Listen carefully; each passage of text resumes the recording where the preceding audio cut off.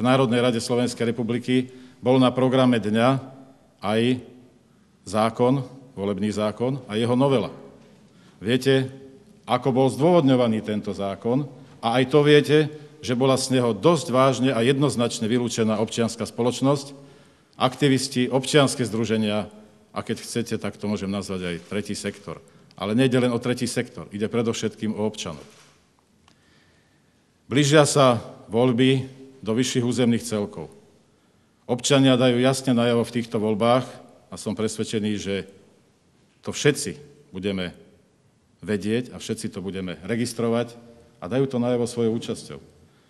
Je to samozrejme veľmi nepríjemné, že v rámci chápania priamej demokracie sa občania rozhodujú tak, že nepôjdu voliť. Je to veľmi nepríjemné.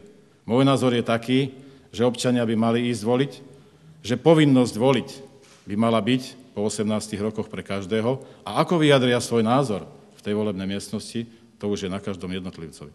Či tam hodia ten lístok do tej urny, alebo či ho zničia, čo je v rámci zákona dovolené, to môžu urobiť. Ale svoj postoj by občania mali prejaviť účasťou takou, ako je to aj v niektorých iných štátoch Európy, že je pre každého dospelého človeka nad 18 rokov povinnosť ísť voliť. Pokiaľ ide o to, akým spôsobom bude pokračovať petícia a zbieranie podpisov za zmenu volebného systému, je to veľmi jednoduché. Tieto podpisy, ktoré mi zozbierali moji aktivisti, tak ten základný počet tých aktivistov bolo 170. Všetci títo spolupracovníci, ktorí spolupracujú so mnou a s mojimi kolegami, sa jasne vyjadrili, že chcú a budú pokračovať ako predložené ruky tejto petície za zvolanie referenda na zmenu volebného systému.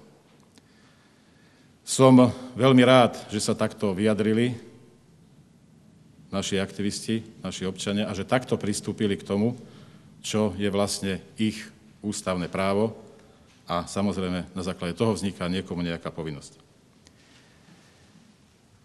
Rád by som vás ešte oboznámil v krátkosti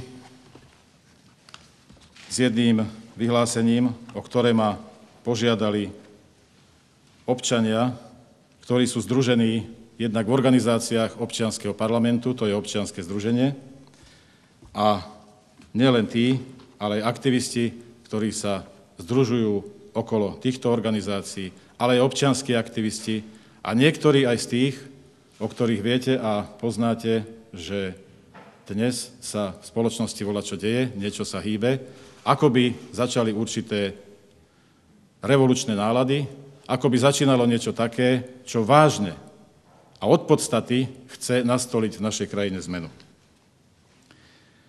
Dovolím si to prečítať, pretože nechcel by som tam ani jedno slovo vynechať, to, čo mi títo občania poslali. Sme na rozhraní rozhodovania sa o svojom živote, jeho slobode a kvalite. Sme na rozhraní rozhodovania sa o budúcnosti tejto krajiny a jej ďalšieho smerovania. Zvolme si život s ľudskou tvárou pre seba a svoje rodiny.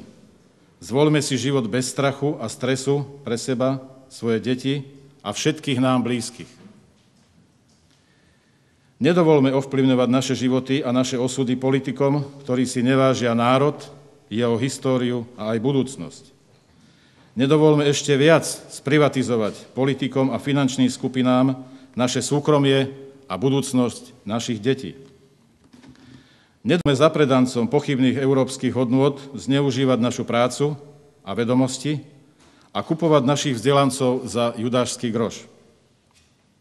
Vráťme dôstojnosť starým a chorým ľuďom, našim rodičom a ukážme deťom a mladým ľuďom, čo je hrdosť a národné povedomie. Zastavme drancovanie našej krajiny, prírodných krás a prírodných zdrojov.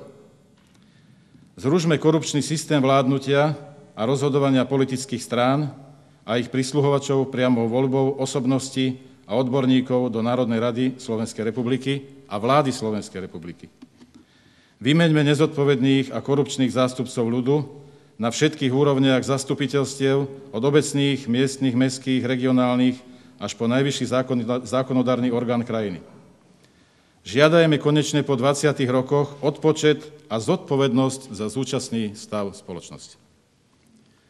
Toľko výňatok, ono to pokračuje ďalej, ale nechcem ďalej zdržovať. Pred záverom by som sa rád ešte vyjadril k tej zmene volebného systému a k tomu, čo by malo nasledovať potom. To by mal byť ako druhý krok. Zámer tejto petície za zvolanie referenda na zmenu volebného systému je v druhom kroku taký, že Národná rada Slovenskej republiky by mala mať nižší počet poslancov. Toto občania dnes žiadajú a veľmi to kvitujú na základe toho, ako sa aj poslanci Národnej rady chovajú k občanom, akým spôsobom schvaľujú zákony, v koho záujme schvaľujú zákony a tak ďalej a tak ďalej. Návrh, ktorý budeme predkladať, je 87 poslancov, ktorý je zdôvodnený veľmi jednoducho, a síce počtom okresov a vyšších územných celkov. Keďže máme 79 okresov a 8 vyšších územných celkov, tak v tom je tá logika. A samozrejme, takisto treba podľa tohoto systému nastaviť aj potom ďalšie pôsobenie tej zmeny a toho, čo by malo nastať po uskutočnení referenda. Čiže hovoril som o druhom kroku. Naraz to samozrejme nepôjde. Ale jednoznačné, čo sa dozvedáme dennodenne zo strany občanov, občianskych združení, občianskych aktivistov a prostých ľudí, že politici a politické strany v takej podobe a s takou činnosťou, ako vykonávajú teraz, by mali jednoznačne skončiť. A návrh zo strany občanov je návrh a východisko, čo vidia občania, a ja sa s nimi stotožňujem, vidia v postupnom vybudovaní a nastolení prezidentského systému. Odbúra sa tým veľmi veľa problémov a starostí, odbúra sa tým klientelizmus vo veľkej miere, korupcia, rôzne lobistické záujmy, účelové schvaľovanie zákonov a tak ďalej, a tak ďalej, a tak ďalej. Ale podstata je tá, že občania dnes chcú voliť ľudí, ktorých poznajú do Národnej rady Slovenskej republiky, nezávislých kandidátov. A vy viete, že v dnešnej dobe podľa platných zákonov toto nie je možné. Nemôžeme odoprieť v rámci priamej demokracie akémukoľvek občanovi to, aby povedal, že ja chcem voliť svojho suseda.